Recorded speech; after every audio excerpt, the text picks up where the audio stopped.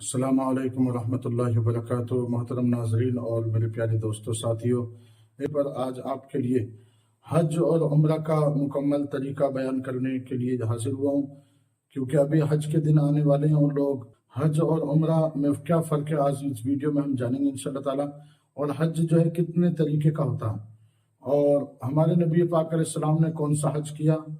تو حج تمتع اور حج قران اور حج افراد، یہ تین طرح کے حج ہوتے ہیں، اس کے تین اقسام ہوتے ہیں۔ کے لیے بہت آسانی ہوگی انشاءاللہ تعالیٰ، یہ ویڈیو آپ ضرور دیکھیں اور دوسروں تک شیئر ضرور کریں، کیونکہ جیسے نماز اور روزے کے بارے میں ہمیں جو ہے علم ہونا ضروری ہے، اس طرح سے حج کے بارے میں علم ہونا بھی ضروری ہے۔ کیونکہ حج کی فرضیت کیا ہے؟ حج کی فرضیت یہ ہے کہ آقا صلی اللہ علیہ وآلہ وسلم نے ارشاد فرمایا کہ جو شخص حج بیت اللہ کے آنے جانے کا ساز و سامان رکھتا ہو، روپیہ پیسے یا کرائے وغیرہ رکھتا ہو، آنے جانے کی استطاعت رکھتا ہو، اور پھر وہ زندگی میں حج نہ کرے اور وہ یوں ہی دنیا سے انتقال کر جائے، مر جائے، تو اللہ تبارک و تعالیٰ کو کوئی پرواہ نہیں کہ وہ یہودی اور نصرانی ہو کر کے مرے۔ اتنی سخت وعید حج کے نہ کرنے والوں کے لیے حدیث پاک میں موجود ہے۔ تو اس ویڈیو میں ہم طواف کرنے کا طریقہ، احرام کا طریقہ اور میقات اور صفا مروہ کی تمام چیزوں کا انشاءاللہ تعالیٰ آج اس ویڈیو میں، مختصر ویڈیو میں آپ کو طریقہ پہنچانے والا ہوں۔ تو آپ دیکھیں، حج جو ہے تین طریقے کا ہوتا ہے، حج تمتع اور حج قران۔ حج تمتع کا مطلب یہ ہے کہ جو حاجی لوگ ہمارے یہاں سے حج کرنے کے لیے جاتے ہیں ہندوستان سے، وہ زیادہ تر لوگ حج تمتع کرتے ہیں۔ اور حج قران، تو حج تمتع میں اور حج قران میں کیا فرق ہے؟ حج تمتع کے اندر جو ہے عمرہ کا احرام الگ باندھا جاتا ہے، اور جب حج کے دن آتے ہیں تو حج کے لیے احرام اور نیت الگ کرنی پڑتی ہے، یعنی 8 تاریخ سے حج کے دنوں میں دوسرا احرام پہننا پڑتا ہے۔ اور حج قران کا مطلب یہ ہے، اور حج قران یہ وہی حج ہے جس کو ہمارے نبی پاک علیہ السلام نے کیا ہے، یعنی حج قران آقا علیہ السلام نے کیا، اور اس کی فضیلت زیادہ ہے۔ تو حج قران کا مطلب ہے کہ حج اور عمرہ کا احرام اور نیت ایک ہی ساتھ کرنا، یعنی اس کا جو احرام ہے وہ ایک ہی ساتھ باندھنا اور نیت کرنا۔ تو اس طرح سے حج افراد کا مطلب یہ ہے کہ جو مکے اور مدینے کے اندر رہنے والے لوگ ہیں، جو میقات کے اندر رہنے والے لوگ ہیں، وہ صرف حج کا احرام باندھیں گے 8 تاریخ کو، ان کے لیے عمرہ نہیں ہے اور نہ ہی ان پہ قربانی واجب ہوتی ہے۔ تو وہاں کے جو لوگ ہیں اندر کے رہنے والے، ان کو صرف اور صرف حج افراد کر سکتے ہیں وہ لوگ۔ تو آئیے ہم شروع کرتے ہیں حج تمتع کا طریقہ۔ جو حاجی لوگ ہمارے بھارت سے جائیں گے، جو ہمارے بھائی اب جا رہے ہیں، ان کے لیے کیا طریقہ رہے گا؟ تو وہ ایئرپورٹ پر جا کر وضو غسل کر کے احرام باندھیں گے اور احرام کی 2 رکعت نماز ادا کریں گے، ٹھیک ہے، نیت نہیں کریں گے۔ اور عمرہ کے اندر کیا ہوتا ہے؟ عمرہ کے اندر احرام باندھنا، اور نمبر 2 ہے طواف کرنا، نمبر 3 ہے سعی کرنا، اور نمبر 4 ہے حلق یا قصر کرنا۔ تو یہ 4 چیزیں جو ہے احرام کے عمرہ کے اندر ہوتی ہیں۔ اب ان چیزوں کا جو طریقہ ہے وہ میں آپ کو بتا رہا ہوں، انشاءاللہ تعالیٰ آپ اس ویڈیو میں بنے رہیے۔ احرام باندھنے کا طریقہ یہی ہوگا کہ ہمارا سیدھا کاندھا جو ہے وہ ہم کھلا ہوا نہیں رکھیں گے، بلکہ جب ہم طواف کریں گے تو کھلا ہوا رکھیں گے۔ بہت سارے لوگ حج لوگ ایئرپورٹ پر ہی اس کاندھے کو کھول لیتے ہیں۔ دونوں چادروں کو کاندھے کے اوپر اوڑھ کر کے ہمیں رہنا ہے احرام باندھ کر کے، اور میقات سے پہلے احرام باندھ کر 2 رکعت نماز ہم پڑھیں گے، پھر ہوائی جہاز میں جب بیٹھیں گے، اور جب میقات شروع ہوگی تو پھر جو ہے ہم عمرہ کی نیت کریں گے۔ اے اللہ، میں تیری رضا کی خاطر عمرہ کی نیت کرتا ہوں، اور تو اس کو اپنی بارگاہ میں قبول فرما، میرے لیے آسانی عطا فرما۔ اس طرح سے نیت کریں گے، اور پھر جو ہے احرام کی پابندی شروع ہو جاتی ہے۔ تو احرام میں ہم خوشبو نہیں لگا سکتے، اسکرین میں دیکھ سکتے ہیں، ان چیزوں کو ہم استعمال نہیں کر سکتے، بدن کا میل نہیں چھڑا سکتے، بال اکھیڑنا، کسی کو مارنا یا فحش کلامی، یہ تمام چیزوں سے جو ہے ہم کو احرام کی پابندی کرنا ہے انشاءاللہ تعالیٰ۔ یعنی جو لوگوں کی فلائٹ کعبے کی ہے تو وہ پہلے کعبہ شریف جائیں گے اور عمرہ کریں گے، اور جن لوگوں کی فلائٹ پہلے مدینہ شریف کی ہے تو وہ لوگ مدینے میں جا کر احرام باندھیں تو بہتر ہے۔ مقام ذوالحلیفہ ہے، پہلے مدینے میں حاضر ہوں، اور پھر جب حج کے دن آئیں تو مقام ذوالحلیفہ سے، یہ جگہ اسکرین پہ آپ دیکھ لیں، یہاں پر جو ہے آقا صلی اللہ علیہ وآلہ وسلم نے احرام باندھا تھا حج کے لیے۔ تو یہاں سے مقام ذوالحلیفہ سے حج کا احرام باندھیں اور پھر جو ہے حج کے لیے جائیں۔ تو اس طرح سے یہ تھوڑا سا مسئلہ تھا، یہ میں نے آپ کے سامنے پیش کر دیا۔ تو حاجی لوگ جب طواف شروع کریں گے تو طواف کرنے کا طریقہ کیا ہے؟ جب ہم یہاں سے جائیں گے تو بیت اللہ میں داخل ہوں گے، اللہ کے گھر میں ہیں، اور پہلی نظر جب ہماری پڑے گی تو اللہ اکبر لا الہ الا اللہ واللہ اکبر یہ کلمات ہم زبان سے نکالیں گے اور اللہ کی بارگاہ میں دعا کریں گے۔ پہلی نظر جب پڑے گی تو انشاءاللہ تعالیٰ وہ قبولیت کی ہوگی۔ آپ جو ہے سب کے لیے، تمام مسلمانوں کے لیے، تمام امت کے لیے جو ہے دعا کریں۔ اور طواف جو ہے ہری لائٹ سے شروع ہوتا ہے۔ ہری جو لائٹ ہے آپ اسکرین میں دیکھیں، یہ ہمارے پیچھے لگی ہوئی ہوگی۔ اسود کی طرف ہمارا منہ ہوگا اور ہم نیت کریں گے اللہم انی ارید طواف بیتک الحرام فیسرہ لی وتقبلہ منی۔ اے اللہ میں تیرے رضا کی خاطر طواف کی نیت کرتا ہوں تو اس کو اپنی بارگاہ میں قبول منظور فرما۔ تو نیت کر کے جو ہے ہم حجر اسود کے سامنے کھڑے ہو جائیں گے، اور کھڑے ہو کر جو ہے دونوں ہاتھوں کو کانوں تک اٹھا کر بسم اللہ اللہ اکبر والصلاۃ والسلام علی رسول اللہ کہہ کر ہم دونوں ہاتھوں کو، اگر حجر اسود کے پاس ہوں تو اس کو ہاتھ رکھیں اور چومیں، اور دور ہیں تو دور سے ہی استلام کریں۔ استلام کا مطلب ہوتا ہے دونوں ہاتھوں کو چوم کر، اس طرح سے چوم کر جو ہے، اور ہم جو ہے طواف کی تیاری شروع کریں گے۔ اور جب طواف شروع کریں گے تو اس سے پہلے ہم جو ہے اب اجتباء کر لیں گے۔ اجتباء کا مطلب ہوتا ہے کہ ہم اپنے احرام کو اپنے سیدھے کاندھے کے بغل سے نکال کر الٹے کاندھے پر ڈال لیں گے۔ طواف شروع کریں گے تو اینٹی کلاک وائز جو ہے ہم طواف شروع کریں گے، اور طواف کرتے ہوئے جو ہے ہم تلبیہ نہیں کریں گے۔ یمانی سے اور حجر اسود تک ربنا آتنا فی الدنیا حسنۃ وفی الآخرۃ حسنۃ وقنا عذاب النار، یہ دعا پڑھنا سنت ہے۔ اور پھر جو ہے ہم پہلا چکر لگائیں گے تو پھر جو ہے استلام کریں گے، وہاں واپس کھڑے ہو کے حجر اسود کی طرف منہ کر کے بسم اللہ اللہ اکبر والصلاۃ والسلام علی رسول اللہ استلام کر کے دونوں ہاتھ کانوں تک اٹھا کے اور ہاتھ چوم کر کے جو ہے ہم جو ہے طواف کو شروع کریں گے۔ تو اسی طرح سے ہمیں جو ہے 7 چکر لگانے کعبے کے طواف کے۔ کعبے کے طواف میں جو ہے 7 چکر ہوتے ہیں اور 8 مرتبہ استلام کرنا ہوتا۔ تو اس طرح سے پھر مقام ابراہیم پر طواف کرنے کے بعد مقام ابراہیم پر 2 رکعت نماز ادا کریں، یا مسجد میں جہاں بھی جگہ آپ کو ملے وہاں جا کر آپ 2 رکعت نماز ادا کریں۔ آب زمزم کو خوب پیٹ بھر کر کے پئیں۔ حضرت عمر فاروق اعظم رضی اللہ تعالیٰ نے جب آب زمزم پیا تھا تو اللہ کی بارگاہ میں دعا میں مشغول ہو گئے تھے، اور وہ جو ہے قبولیت کا وقت ہوتا ہے۔ پھر جب ہم آب زمزم پی لیں گے تو صفا مروہ کی طرف جائیں گے۔ صفا مروہ پر سعی کرنے کا طریقہ کیا ہوگا؟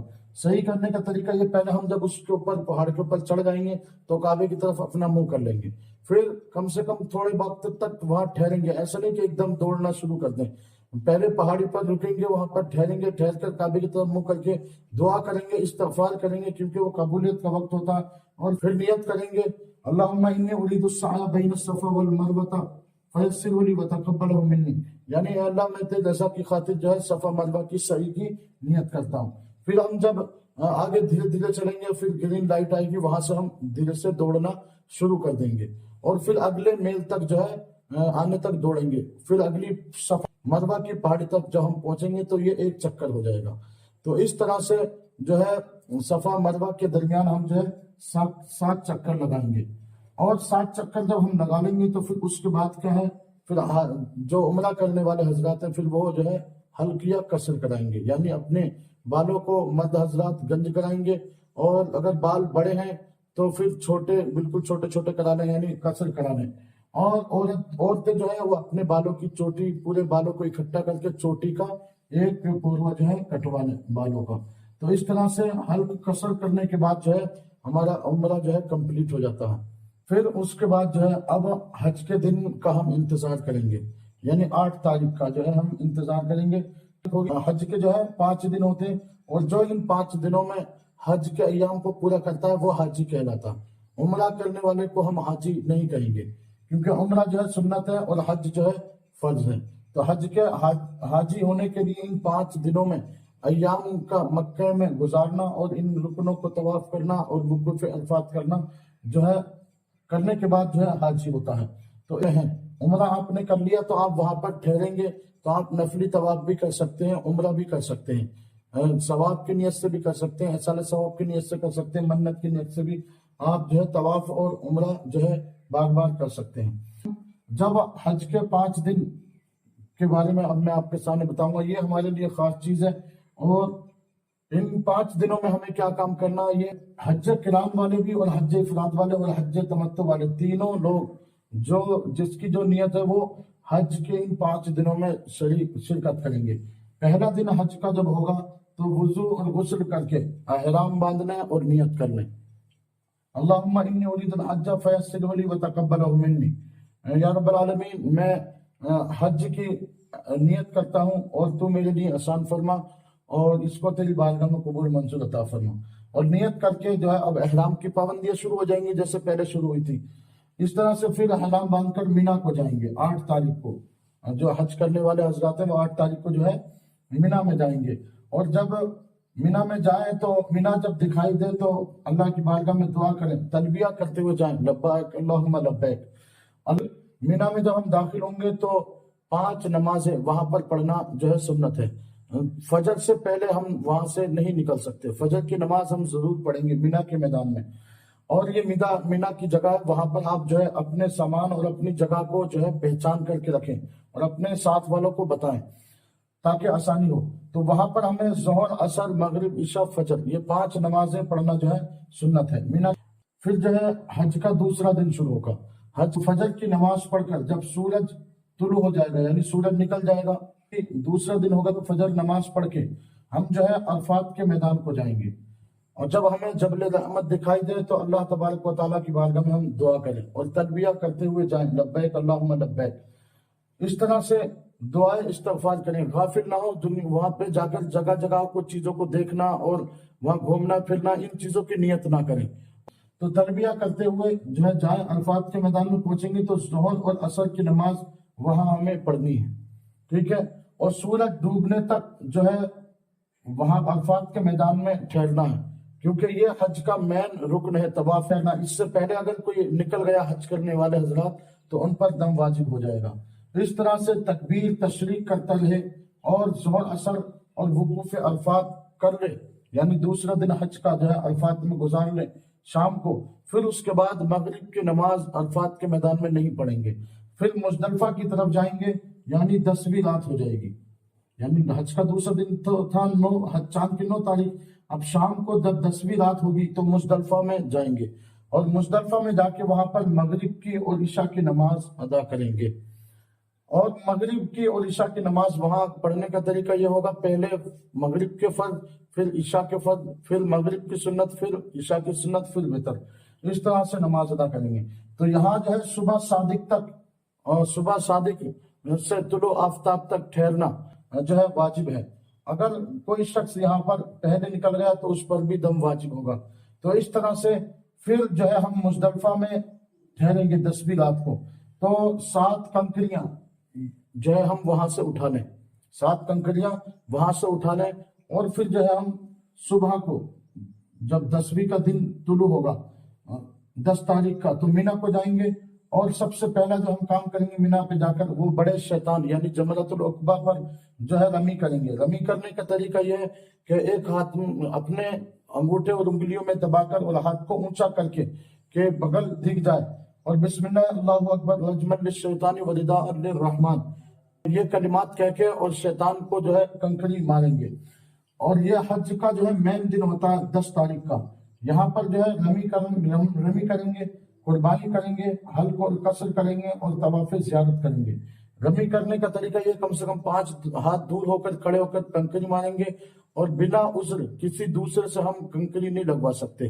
किसी से लगवाई तो दम वाजिब हो जाएगा। कंकरी कम से कम उसके अंदर, दीवार के अंदर जानी चाहिए या फिर शैतान के लगनी चाहिए, तो हमारा जो है रमी मुकम्मल होगी।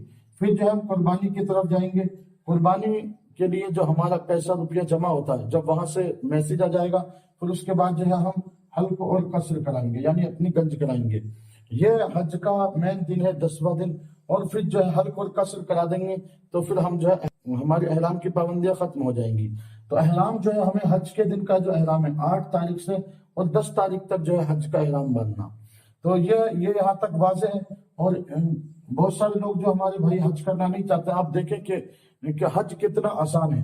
और फिर जो है तवाफ़े ज़ियारत के लिए जाएंगे।